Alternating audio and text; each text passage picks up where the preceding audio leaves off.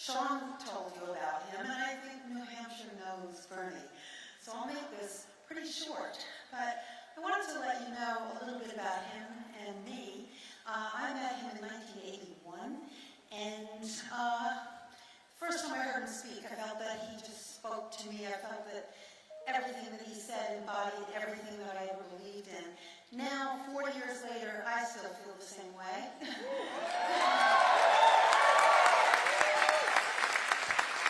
I can tell New Hampshire that he's honest and consistent, and he's a fighter for the working class, but you know that, don't you?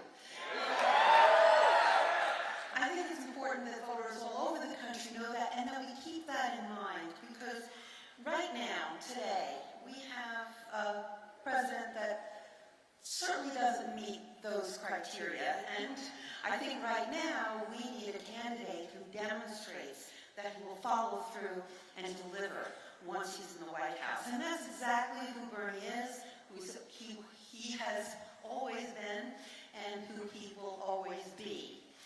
That's why we know that amidst the onslaught of corporate lobbying, special interests, and political corruption in D.C., he'll stand steadfast fighting for us. We trust him because of the moral clarity that he has shown throughout the course of his lifetime.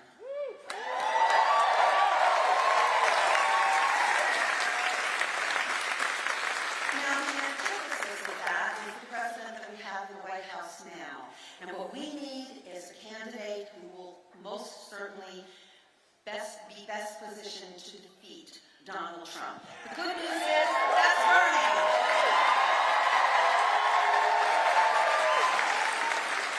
The best ways to defeat lies and hatred and bigotry is with truth and honesty and compassion.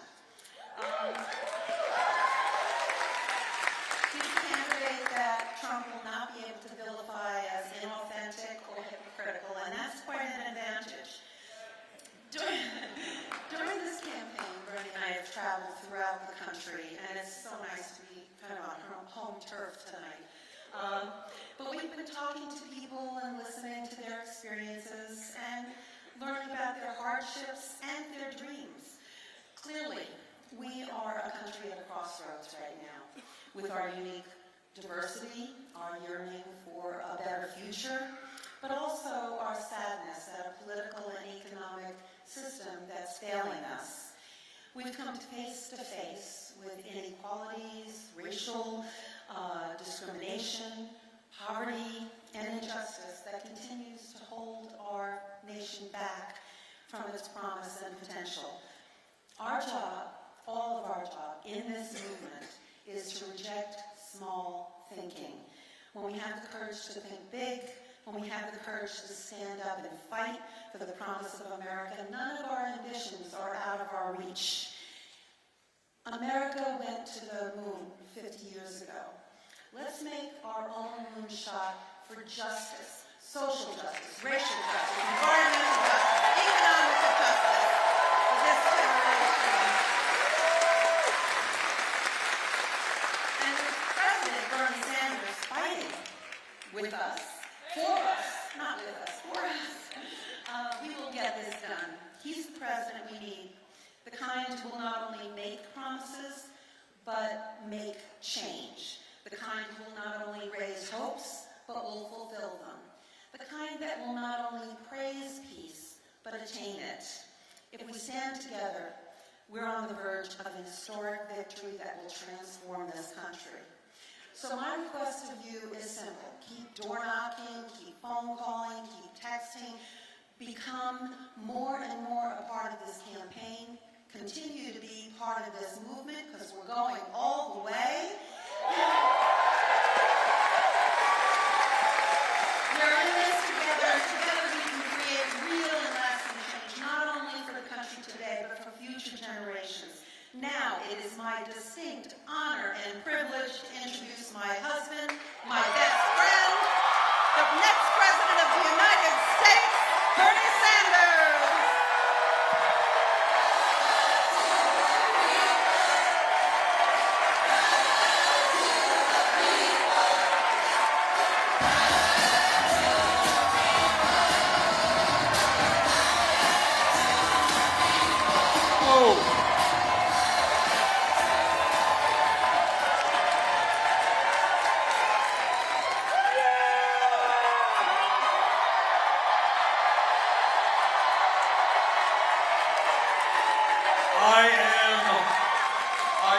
sensing that the people of Milford are ready for a political revolution.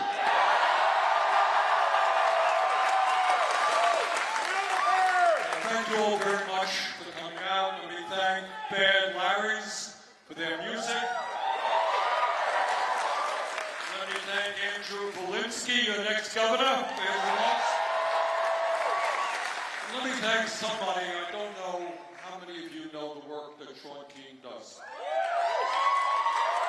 Some of you I know do, and many of you don't. But when we talk about the need to reform a racist and broken criminal justice system, at the lead of that movement for many, many years has been Sean. And I just want to thank him for all the work that he does.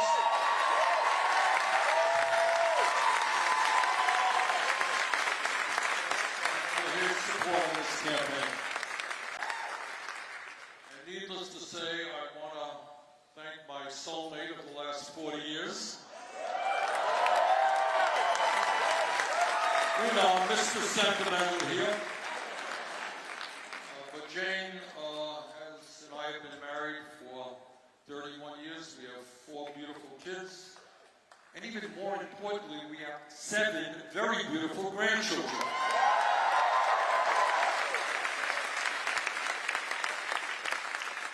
Jane and I have worked together from way back when. Here we are tonight. And where we are is at an unprecedented moment in American history. I'm very proud to tell you that last night in Iowa, we received more votes on the first and second round than any other candidate.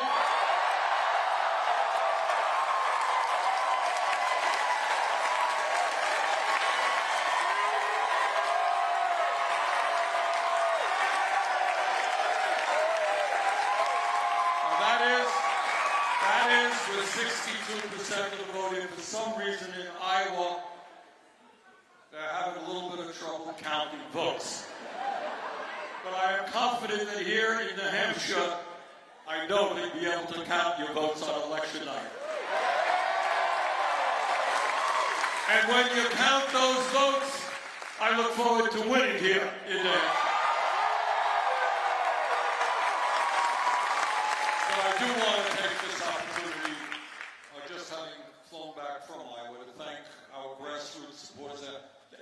Just as the case here in New Hampshire, they have knocked on hundreds of thousands of doors, and that is how you win elections. So, to our friends in Iowa, thank you, and to the extraordinary volunteer team we have here in New Hampshire, thank you. That's why we're going to win.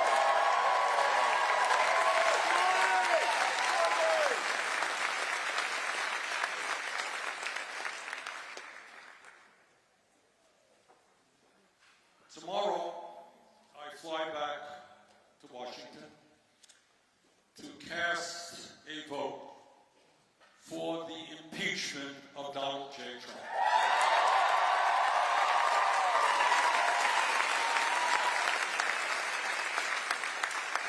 And I do that without any joy in my heart. This is not a happy moment for anybody, no matter what your political views may be.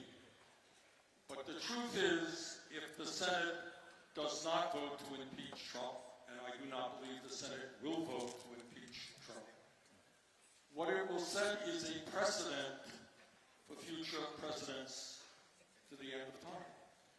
And what that precedent is that if you're president of the United States, you are above the law.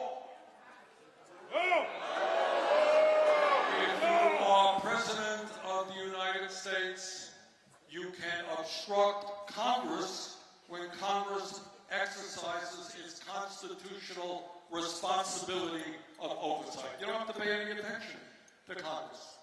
So I personally believe we have a president who is not only a pathological liar, not only a racist and a sexist and a homophobe and a xenophobe and a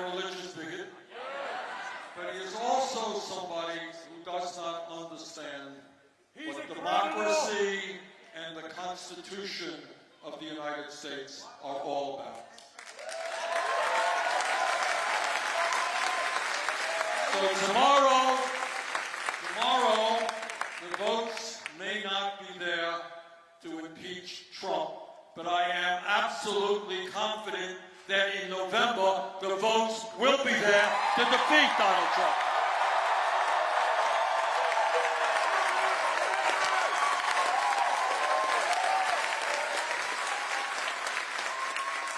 And with your help, next Tuesday, we begin and continue the process of winning here in New Hampshire, going on to Nevada, going on to South Carolina, going on to California, to win those states, become the Democratic nominee, and have the privilege together of defeating the most dangerous president in the modern history of America.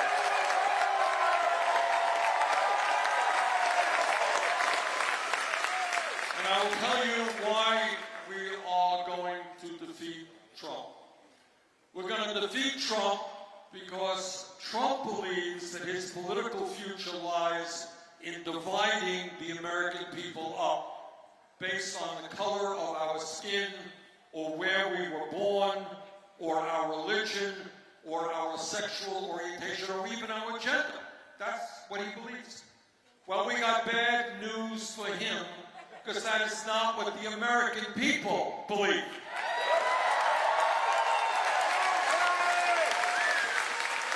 And what this campaign is about, and what our administration will be about, is bringing our people together. Black and white and Latino, Native American and Asian American, gay and straight, we're going to come together around an agenda that works for all of us, not just billionaires and wealthy campaign contributors.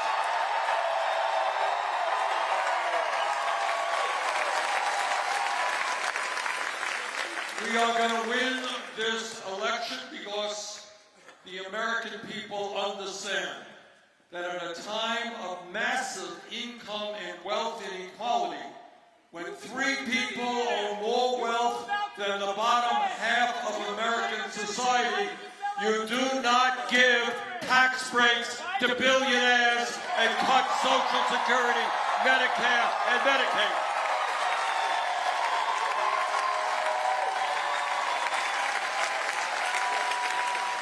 What the American people understand is that if you work 40 hours a week in New Hampshire or Vermont or any place else, you should not live in poverty.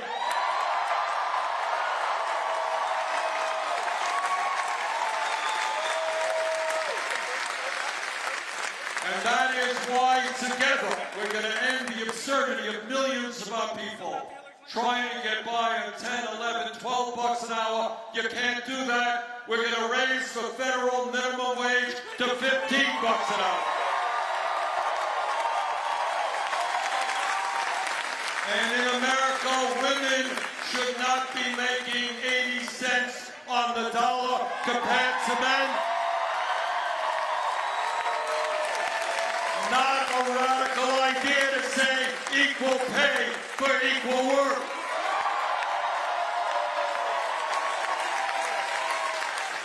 And I am very proud in this campaign of having the support of some of the great trade unions in this country. And the reason for that is I believe in the trade union movement. We are going to make it easier for workers to join unions so they can engage in collective bargaining and earn a living wage.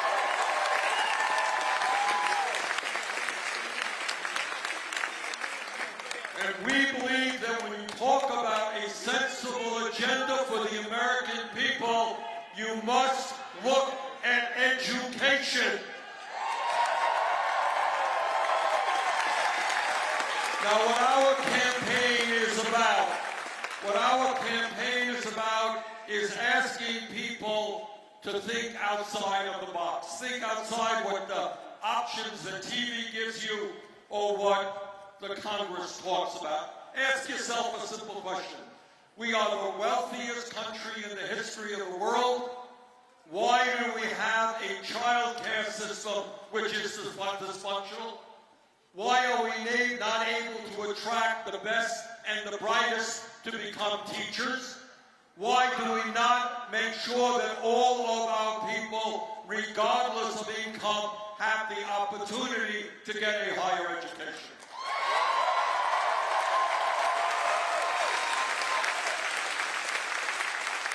That is the question. That is the question. Let me give you the answer. The answer is that in the wealthiest country in the history of the world, our administration will bring forth universal, high-quality child care for all families.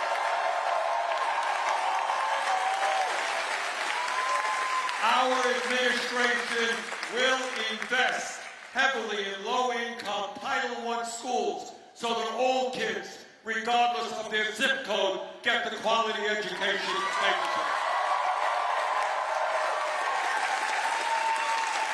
And our administration believes that all of our people have the right to get a higher education, either college or trade school, regardless of their income, which is why we're going to make public colleges and universities tuition-free.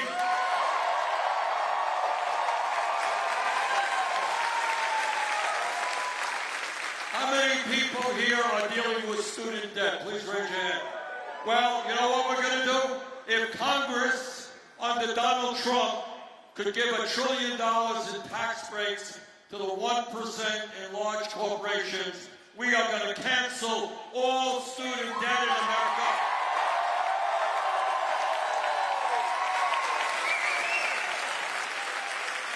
And we're going to do that with a modest tax on Wall Street speculation. Now, some of you may remember that 11 years ago, the crooks on Wall Street nearly destroyed our economy.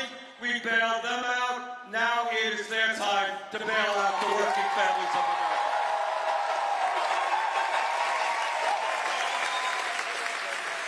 Let me tell you something else. An issue that I have been working on for a long time, and an issue that presidents of the United States have been talking about for over 100 years. And that is the understanding that health care is a human right, not a privilege.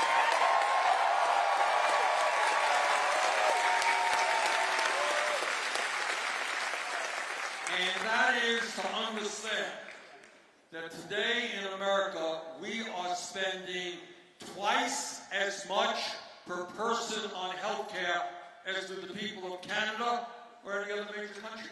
We're spending $11,000 for every man, woman, and child. You would think with all of that money, we'd have the greatest healthcare system in the world, right? Everybody goes to the doctor whenever you want, you don't have to worry about it. That's not the case. We are spending a fortune, and yet 87 million Americans are uninsured or underinsured. 30,000 Americans die each year because they can't get to a doctor when they should. And 500,000 people go bankrupt. I want you to put that into your heads. 500,000 people go bankrupt because of medically related bills.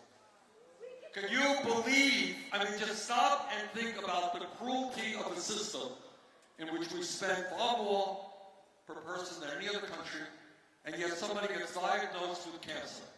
And they're going to spend all of their energy thinking, how do I get well? What doctor would I go to? What hospital do I go to? What kind of treatment do I get? That's what they should be worrying about. And then they got to worry about the possibility of financial ruin for their families because they end up with a $100,000 bill that they cannot afford to pay. That should not be happening in America, and under our administration, that will not be happening.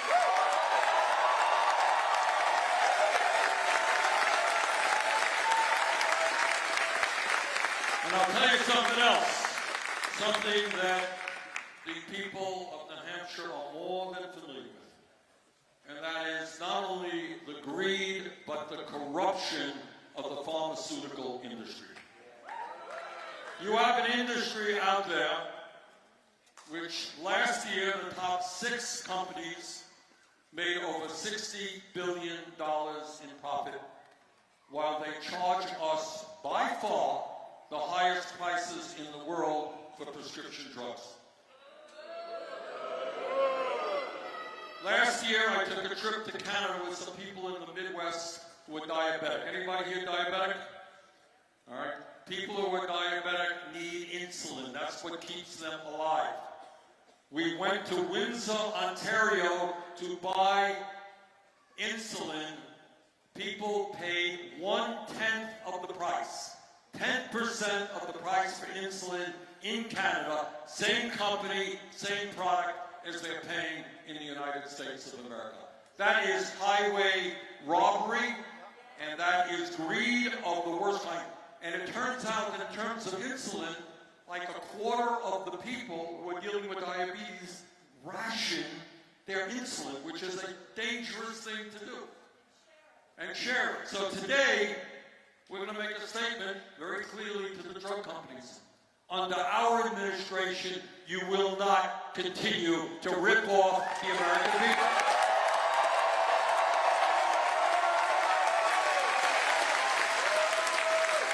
And I know that all over the country, we are experiencing an opioid epidemic. And I know that epidemic has hit Vermont badly. It has hit your state even worse. And know this, that the opioid manufacturers understood that what they were promoting was addictive and was killing people. And you know what they did when they learned that? They hired more salespersons to sell more product, to cause more addiction, to kill more people. That is criminal, and we will address that in the White House.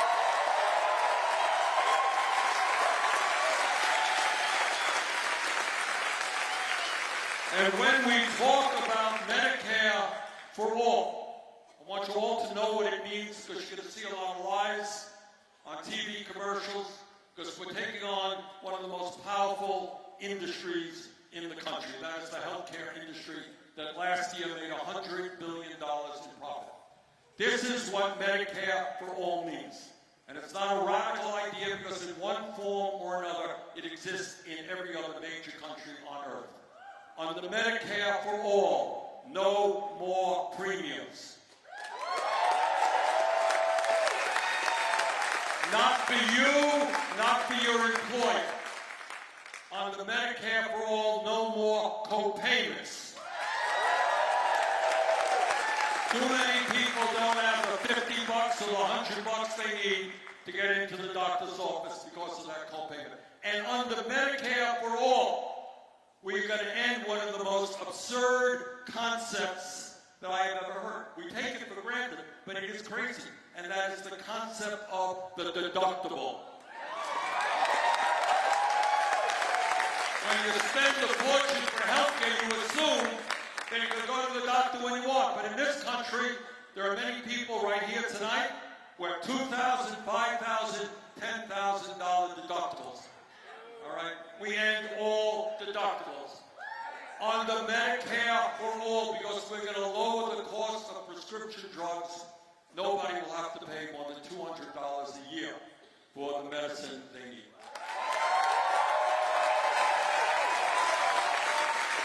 Under Medicare for all, we expand Medicare, which is a good program today, but it needs improvement. Under Medicare for all, dental care becomes part of health care. Hearing aids becomes part of health care. Eyeglasses. And I'll tell you what else. Under Medicare for all, home health care is covered by Medicare.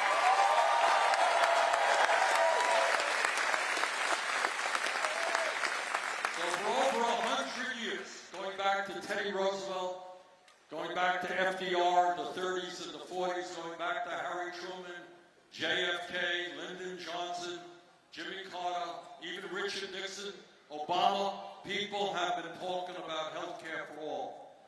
What we will do in the first week of our administration is introduce Medicare for all legislation, and we will finally, after 100 years of talk, pass legislation that guarantees health care to all of us.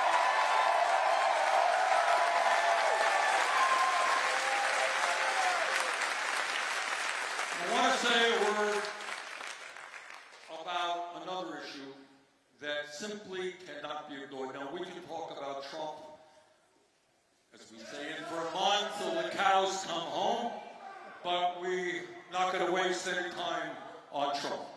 But this is what I will say. Trump is not only a danger to this country, he is a danger to the entire world. And he is a danger to the entire world because he thinks that climate change is a hoax. Well, I have some very bad news for Donald Trump. Climate change is not a hoax. It is an existential threat to our country and, in fact, the entire world. Now, here is, you ready for a radical idea? I don't want those who are standing to collapse. All right, here it comes, guys. Radical idea. Our administration will believe in science.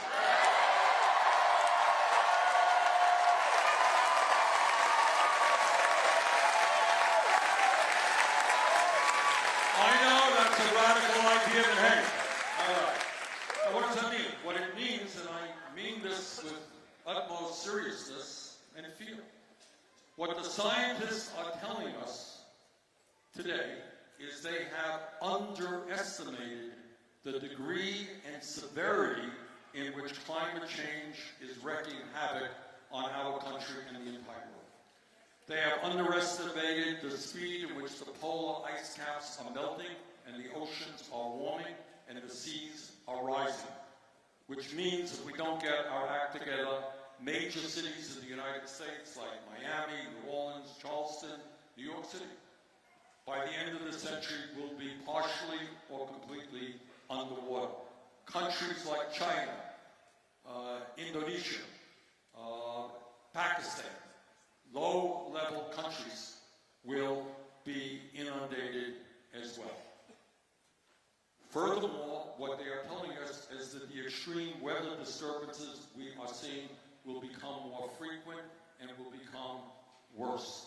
They're telling us the drought that we are seeing. Anyone turns on the TV and you see what's going on in Australia right now, if we as a planet do not get our act together, that will become the norm. Uncontrollable, extreme fires. I was in California to a town called Paradise, California. Some of you remember Paradise, California? I was there. And months after that terrible fire, you could see the cars burnt out.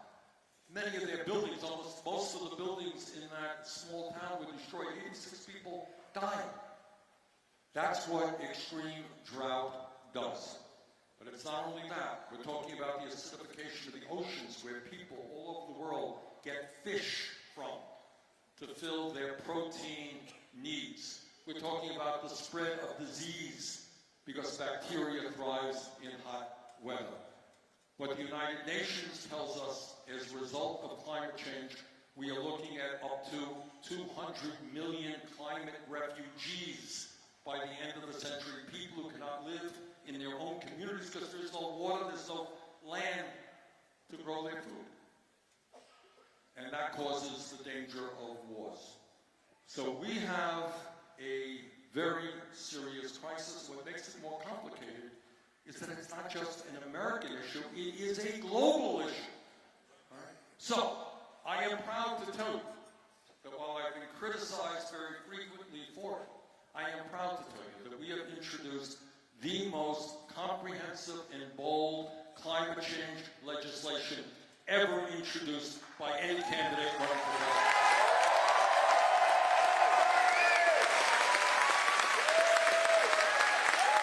It is based on the principles of the Green New Deal. And essentially what it does, as fast as we humanly can, is to transform our energy system away from fossil fuel to energy efficiency and sustainable energies. And when we do that, we can create up to 20 million good-paying union jobs.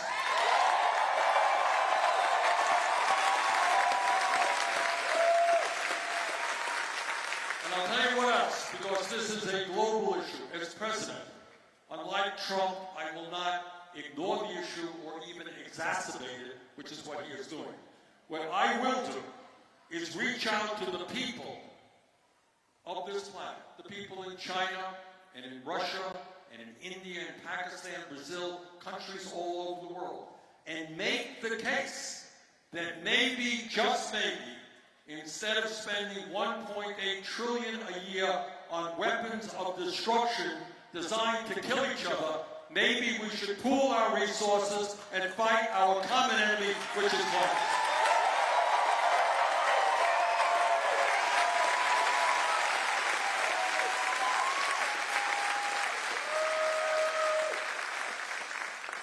Bottom line here is we have, and I speak as the grandfather of 7 beautiful kids, we have a moral responsibility to make sure that we leave this planet to our children, grandchildren, and future generations in a way that is healthy and is happy.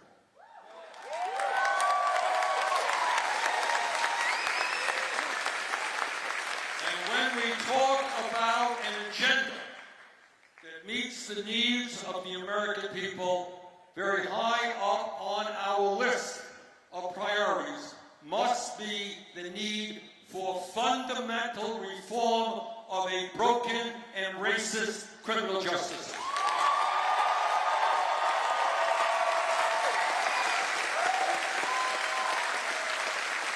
I want you again to think outside of the box, to ask yourselves kind of simple questions. How does it happen that in the wealthiest country on earth we have more people tonight in jail than any other country on earth, including communist China, 4 times our size, a nation that does not tolerate dissent very well. We have more people in jail than China does. Disproportionately African American, Latino, and Native American.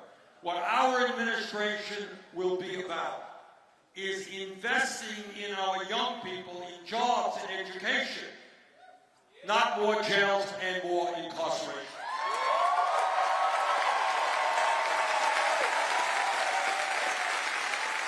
Some of you may not notice that tonight about 400,000 Americans are behind bars without having been convicted of a crime. You know why? That's right. The reason is that these people have been arrested, they've been charged with a crime, they've been put in jail, they cannot afford the $500 or the $1,000 they need to get out of jail. We are going to end cash bail in America.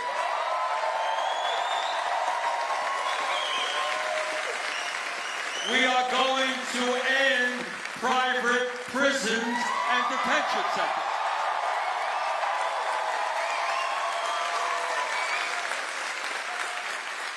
Corporations should not be making huge profits by locking up fellow Americans. And I'll tell you what else we're going to do, which is long, long overdue. We are going to end the war on drugs.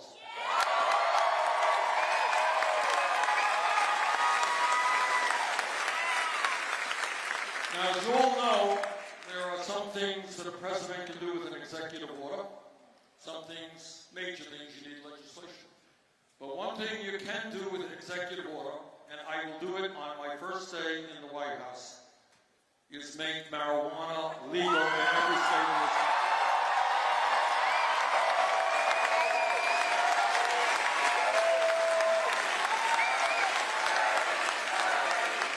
Let me ask you a question. How many folks here somebody who was arrested for possession of marijuana? Raise your hand. Well, it's the war on drugs. You know it, right? Okay. What we will do, because when you have an arrest record, it makes it harder for you to go out and get a job, maybe get a house. It impacts your whole life. It ain't good to have a criminal record. We're going to expunge the records of all those who are arrested for marijuana.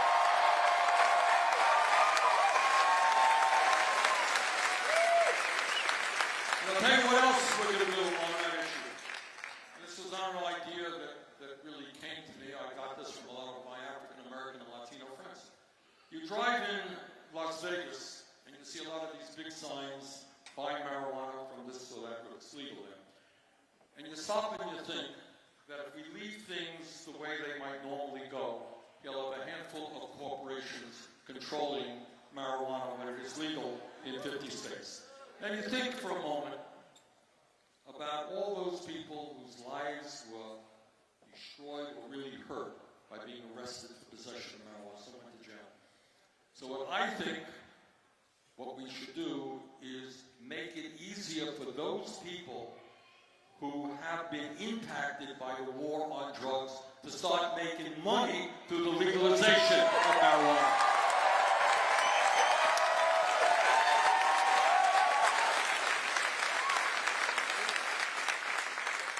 There's another issue that impacts all of us. It's important to me because my father came to this country at the age of 17 from Poland without a nickel in his pocket, couldn't speak a word of English, had very little education where he grew up. Never made any money, but he was so proud to be an American. And right now, you got a president of the United States who almost every single day demonizes undocumented immigrants. So we are going to end the demonization of the undocumented in this country.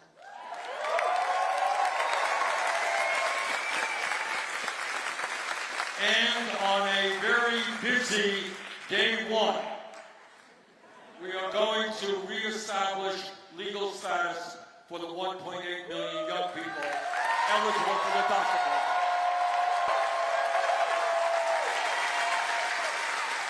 Under our administration, federal agents will no longer be snatching babies from the arms of their mothers.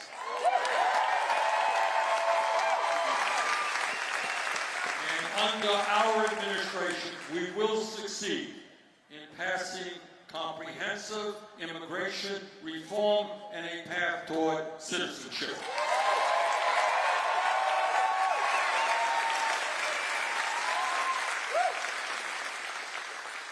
Every person, regardless of his or her politics, recoils in pain and disgust when we turn on the TV and see another mass shooting.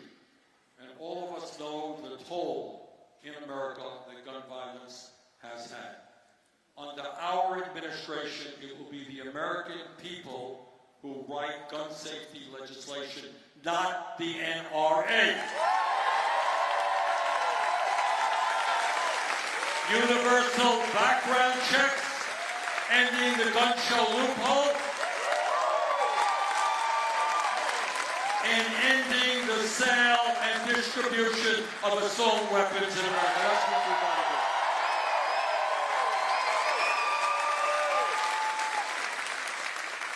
I am a U.S. Senator, and I often hear my colleagues, Republican, conservative colleagues, on the floor of the Senate talking about how they believe in small government and getting government off the backs of the American people. And I say to those hypocrites, if you believe in getting the government off of the backs of the American people, understand that it is women who have the right to control their own bodies, not politicians.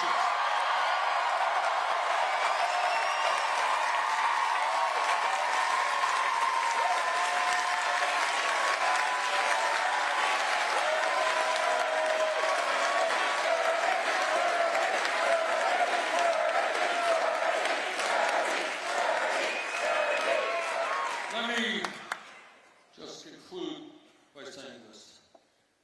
This is an unprecedented moment it is absolutely imperative that Trump be defeated. And I believe, for a variety of reasons, our campaign is the campaign that can and will defeat Trump.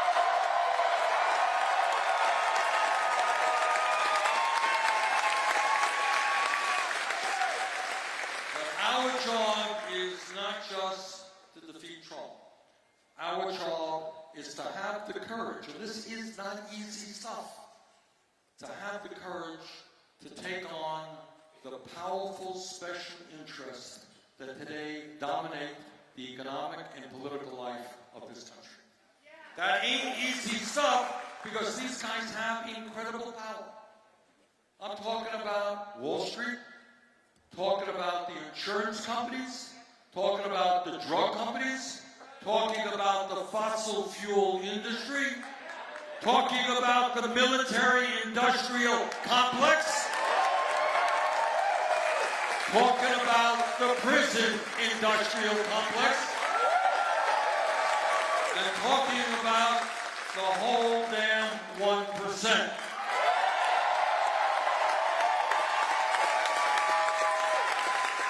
Brothers and sisters, I'm here tonight to ask for your support a week from tonight, Tuesday night. In the first, New Hampshire goes first in terms of primaries. You're first. Whole country will be watching, and a week from tonight, New Hampshire has the opportunity to tell not only this nation, but the entire world that we together will stand for justice, for compassion, and for truth, not greed, not lying, not divisiveness.